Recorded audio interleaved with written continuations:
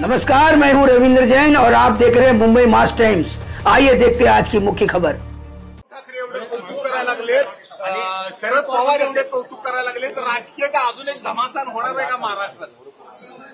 महाराष्ट्रामध्ये आम्ही एकमेकाचे वैचारिक विरोधक आहोत, शत्रू नाही आहोत। त्यामुळे एखाद्याच्या जन्मदिनाप्रसंगी, एखाद्याच्या अभिष्टचिंतनाच्या प्रसंगी एखाद्याने चांगली भावना व्यक्त करणं याचा अन्यथा अर्थ काढणं अतिशय अयोग्य आहे। किंबहुना महाराष्ट्रामध्ये एका चुकीच्या संस्कृतीला आपण कुठेतरी पुढे करतो आहोत का, असा याचा अन्य अर्थ काढून त्याचा मार्ग निघेल किंवा तसा त्याचा अर्थ निघेल। म्हणून मला असं वाटतं की याला एवढ्याच परिप्रेक्ष्यामध्ये बघितलं पाहिजे की माझ्या जन्मदिवसाच्या निमित्ताने काही लोकांनी एक पुस्तक प्रकाशित केलं।